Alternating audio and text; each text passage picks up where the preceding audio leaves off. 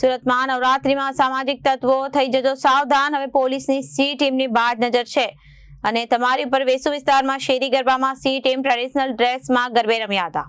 સુરતમાં નવરાત્રીમાં સામાજિક તત્વો થઈ જજો સાવધાન, હવે પોલીસની સી ટીમની બાજ નજર છે તમારી ઉપર વેસુ વિસ્તારમાં શેરી ગરબામાં સી ટીમ ટ્રેડિશનલ ડ્રેસમાં ગરબે રમ્યા અને સી ટીમ ટ્રેડિશનલ ડ્રેસમાં અભય મહિલા ટીમ અને પોલીસ ટ્રેડિશનલ ડ્રેસમાં રહ્યા હતા અને ઉપસ્થિત રહ્યા મહિલા પોલીસ અધિકારી નવરાત્રી દરમિયાન કોઈ પણ જગ્યાએ તકલીફ પડે તો 112 પર ડાયલ કરવા અપીલ કરી।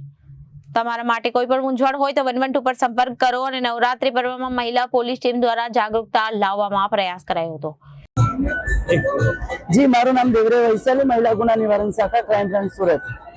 आज नवरात्रि में शेरी गरबाમાં કઈ રીતે આખી ટીમનું આયોજન કર્યું? जी, મને એક પંથ માનવ સેવા ટ્રસ્ટના કાર્યકર્તા સીમા દાદાનો ફોન આવેલો હતો કે અમારા વેસુમાં રાજ અંશ અને મૂનલાઇટ રેસિડેન્સીના અંદર કાર્યક્રમ કરવાનો છે, તો વેસુ પોલીસ સ્ટેશનની સી ટીમ સાથે અમે અહીંયા શેરી ગરબામાં હાજર રહી અને શેરી ગરબામાં હાજર રહી મહિલાઓ અને બાળકો સાથે અમે વેસુ સી ટીમ જે છે ટ્રેડિશનલ ડ્રેસમાં અને અમે યુનિફોર્મમાં હાજર રહી એમની સાથે ગરબા રમ્યા અને જે નવરાત્રીના અંદર જે મહિલાઓ અને દીકરીઓ સાથે બનાવો બને છે એના વિશે અમે એમને ઇન્ફોર્મેશન આપી છે અને તકેદારીના ભાગરૂપે જો હેલ્પલાઇન નંબર છે 112 એની ટાઈમે એ લોકો 112 પર કોલ કરી શકે છે અને પોલીસની મદદ લઈ શકે છે।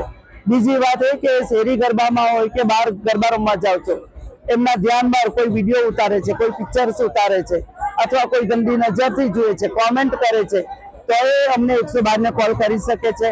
રાત્રિના સમયે કદાચ એ લોકો ગરબા રમીને બહાર નીકળે છે અને વ્હીકલ નથી મળતું તો પણ એ લોકો પોલીસની મદદ લઈ શકે છે।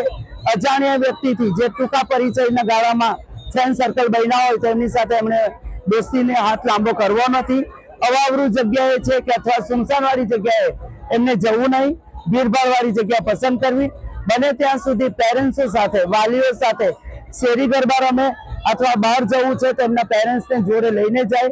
ફ્રેન્ડ સર્કલ સાથે નીકળે છે તો એમનો મોબાઈલ નંબર એમના પેરેન્ટ્સ સાથે કનેક્ટ રાખે જેથી કરીને એમના વાલીઓને ખબર પડે કે મારી દીકરી અથવા મારો દીકરો ક્યાં છે અને કેવી રીતની હાલતમાં છે। અને રિપોર્ટર અરવિંદ રાઠોડ, જનાદેશ ન્યૂઝ, સુરત।